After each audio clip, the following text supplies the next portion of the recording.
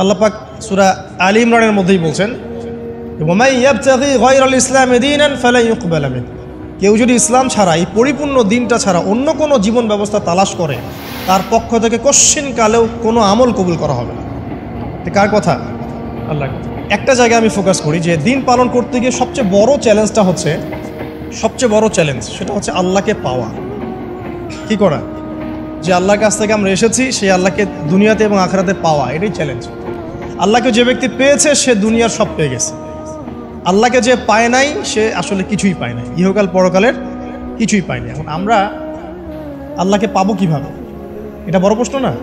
যে আল্লাহর কাছ থেকে, যে জান্নাত থেকে আমরা পৃথিবীতে চলে আসলাম, আর সেই জান্নাতে যেতে হলে তো আমাকে আল্লাহকে পেতে হবে। আল্লাহকে পেতে হলে আমার কি কি করণীয়?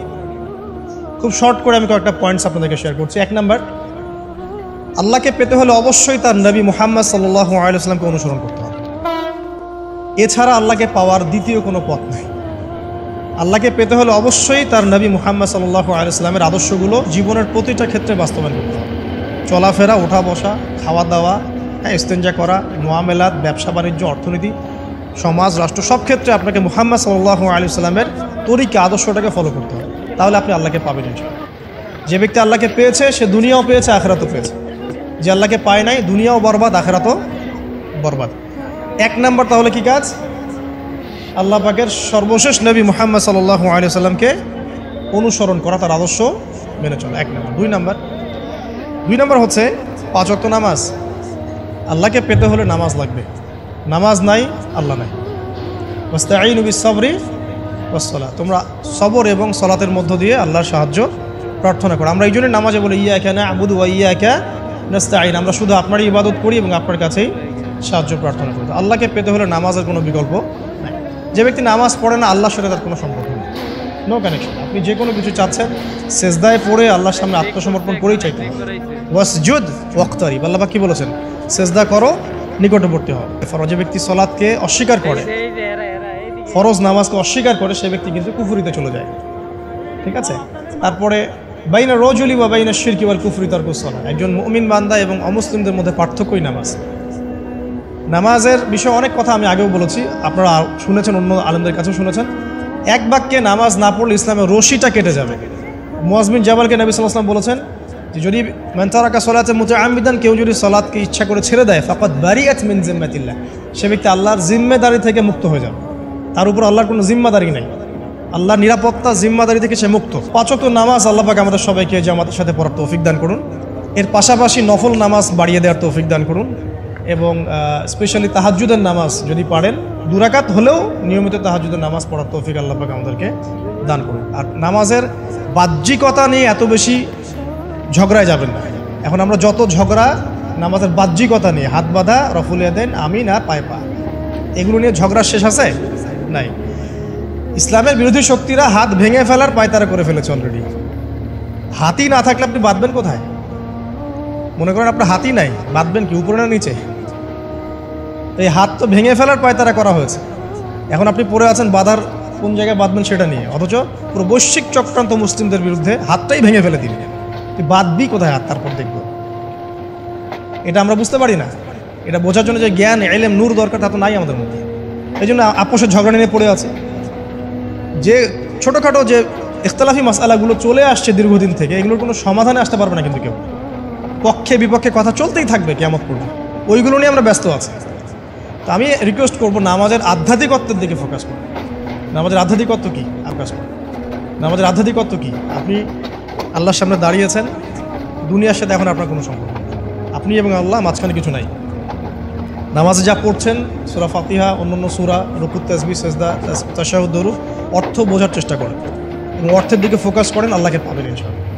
সিজদায়, রুকুতে যখন যাচ্ছেন, আপনি চিন্তা করেন যে আপনি মহাবিশ্বের মহা শক্তিধর আল্লাহ রাব্বুল আলামিনের সামনে মাথা নত করেছেন।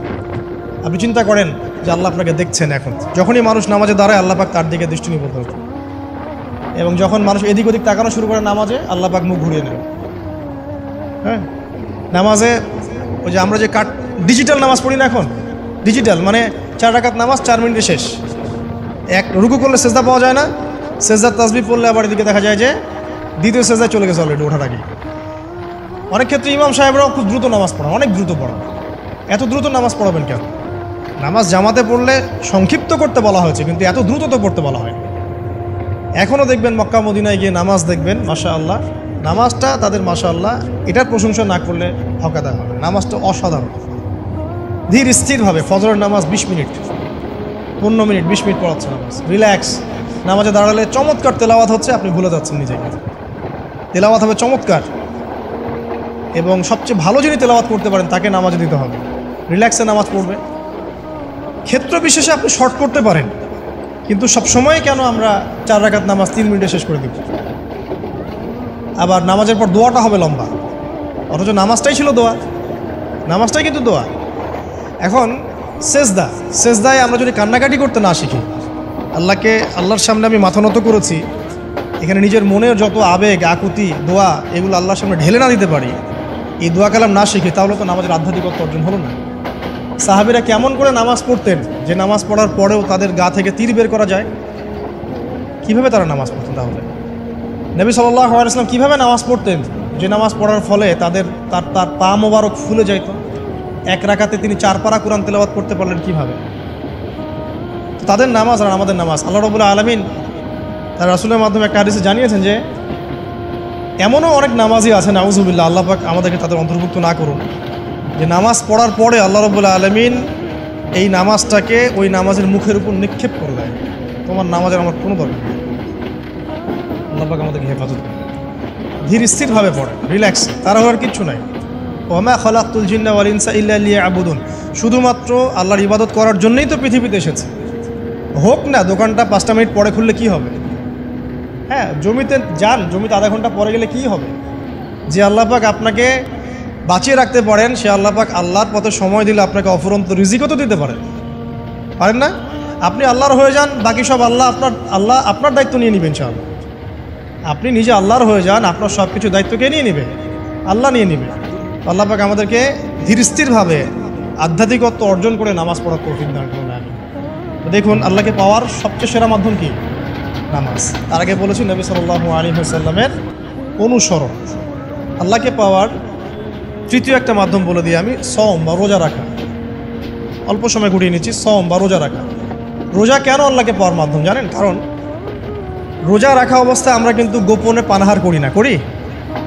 আমরা রোজা রেখেছি, গোপনে কিন্তু পানি খেতে পারি, কেউ দেখবে না। গোসল করছেন, আপনি পানি খেতে পারেন, কেউ দেখবে না। লুকিয়ে লুকিয়ে আপনি কিন্তু খাবার খেতে পারেন, কেউ দেখবে না, বাসায় কেউ নাই দেখার, কিন্তু আপনি খান না। আপনি সবর করেন, সহ্য করেন, একদম সূর্যাস্তের সময় গিয়ে আপনি ইফতার করেন। এই যে কাজটা আপনি কেন করেন? কারণ আপনি ফিল করেন যে আল্লাহ আপনাকে দেখছেন। কেউ আপনাকে দেখুক না দেখুক, আল্লাহ আপনাকে দেখছেন। এটাই হচ্ছে ইহসান, এটাই হচ্ছে আল্লাহ পাকের মারিফতকে উপলব্ধি করা। আল্লাহ রাসূল সাল্লাল্লাহু আলাইহি ওয়াসাল্লাম বলেছেন, ইহসান হচ্ছে আন তা'বুদাল্লাহা কাআন্নাকা তারা, তুমি এমনভাবে আল্লাহর ইবাদত করবে যেন তুমি আল্লাহকে দেখছো। ওয়া ইল্লাম তাকুন তারাহু ফাইন্নাহু ইয়ারাক, তুমি আল্লাহকে দেখতে না পারলেও বিশ্বাস করবে আল্লাহ তোমাকে দেখছেন। এটা রোজা রাখলে উপলব্ধি হয় না যে আল্লাহ আমাকে দেখছেন? এটা হচ্ছে আল্লাহকে পাওয়ার মাধ্যম। এই জন্য রমাজানের রোজা অবশ্যই রাখবো ইনশাআল্লাহ। পাশাপাশি এই যে সোমবার, বৃহস্পতিবার, এই যে মাসের 3 দিন আইয়ামে বীজের সওম আছে, 13, 14, 15, আরাফার সওম, আশুরার সওম বা নফল সওম, এগুলো রাখার অভ্যাস করলে আল্লাহকে পাওয়া যাবে ইনশাআল্লাহ। আল্লাহ পাক আমাদেরকে বেশি বেশি সওম রাখার তৌফিক দান করুন। এবং আমাকে, আপনাদের সবাইকে বিগত জীবনে আমরা যারা বিভিন্ন সময় সওম রাখি নাই বা রাখতে পারি নাই, বিভিন্ন সালাত পড়ি নাই, করতে পারি নাই, এগুলোকে হিসেব করে আদায় করার তৌফিক আল্লাহ পাক দান করুন। আমিন। 4 নম্বর একটা মাধ্যম বলে দিই আল্লাহকে পাওয়ার, সেটা হলো তিলাওয়াতে কোরআন। কোরআন তেলাওয়াত যে যত বেশি করবে, অর্থ উপলব্ধি করে পড়বে, সে আল্লাহ পাককে চাক্ষুষ পাবে ইনশাআল্লাহ। মানে আল্লাহ রাব্বুল আলামিন একটা চিঠি দিয়েছেন, মনে করেন আপনাকে, আপনার একজন, কথার কথা এক্সাম্পল দিচ্ছি, যে আপনার কোনো একজন বন্ধু আছে অনেক দূরের কোনো দেশে, তা আপনি তাকে দেখেনও নাই, আপনি তাকে চিনেনও, মানে আপনি তার চেহারা দেখেন নাই, তাকে চিনেন না, তার সাথে যোগাযোগের মাধ্যম হচ্ছে আপনার চিঠি বা মেসেজ, ঠিক আছে? এখন সে আপনাকে কিছু মেসেজ পাঠালো, এই মেসেজের মধ্যে সে কিছু ইনস্ট্রাকশন দিয়েছে যে এইগুলো করতে হবে, এগুলো করতে হবে, বা আপনার প্রতি ভালোবাসার ইজহার করছে। মানে এই মেসেজটা যদি আপনি পড়তে পারেন, তাহলে আপনি আপনার বন্ধুর সাথে একটা কানেকশন তৈরি করলেন না? বুঝতে পারছি না? আচ্ছা, এখন সমস্যা হচ্ছে কি, আমরা ওই মেসেজটা পড়তেই পারি না। আমরা তো কোরআনটা পড়তেই জানি না, তাহলে মেসেজটা পাবো কীভাবে? আর যারা পড়তে জানি সেই ভাষাটা বুঝি না। এখন ওই বন্ধু মনে করেন চিঠি লিখেছে বাংলা ভাষায়, আর আপনি বাংলা পড়তে জানেন না, তাহলে কি পারবেন উপলব্ধি করতে তার মনের ভাব, সেই বন্ধুর আবেগ, ভালোবাসা, প্রেম আপনি কি উপলব্ধি করতে পারবেন? লিখেছে সে উর্দু দিয়ে বা ইংরেজিতে, আপনি ইংরেজি বোঝেন না, ইংরেজি লিখতে পারেন না, তাহলে কি আপনি তার চিঠি বুঝতে পারবেন? এখন আমরা যেহেতু আরবি বুঝি না, এই কারণে কোরআনের মধ্যে কি বলেছেন আল্লাহ রাব্বুল আলামিন আমরা উপলব্ধি করতে পারছি। আমি কি বুঝাতে পারছি? তো কোরআন শুধুমাত্র তিলাওয়াত করা যথেষ্ট নয়। তিলাওয়াত করলে আপনি প্রত্যেক হরফে 10 টাকা পাবেন, কোনো সমস্যা নাই, কিন্তু ওই মেসেজটাকে উপলব্ধি করতে হলে আপনার অর্থটা জানতে হবে। অর্থ জানলে পরে আপনি দেখবেন আল্লাহকে আপনি চাক্ষুষ সামনে পাচ্ছেন ইনশাআল্লাহ। আপনি হতাশ হয়েছেন, হতাশা দূর করার জন্য সূরা আছে কোরআন। বিপদে পড়েছেন, বিপদ দূর করার সূরা আছে কোরআন। আপনার রিজিকের সমস্যা কাটানোর সূরা কোরআনে আছে। কোনো হাজতের প্রয়োজন, সূরা ইয়াসিন, হাজতের সূরা চলে আসে।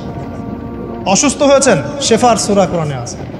বা কাউকে জিন টোনা করা হয়েছে, বান টোনা করা হয়েছে, ওর শেফাও কোরআনে আছে। এমন কোনো বিষয় নাই যেটা আল্লাহ রাব্বুল আলামিন কোরআনের মধ্যে নাজিল করেন নাই। ব্যবসা করতে চান, কোরআন কথা বলুন, ঠিক আছে? আপনি সামাজিক বিষয়ে ডিল করতে চান, সূরা হুজুরাত কথা বলুন। আপনি ইতিহাস ভালোবাসেন, কোরআনে ইতিহাস দিয়ে ভর্তি করা আছে। আপনি কাব্য ভালোবাসেন, কবিতা পড়তে ভালোবাসেন, কোরআনের মধ্যে কবিতা দিয়েও ভর্তি আছে। আর রহমান আল্লামাল কোরআন খালাকাল ইনসান, এখানে ছন্দ আছে না? প্রত্যেকটা ছন্দ, ওয়ান নাজমি ইযা হাওয়া মা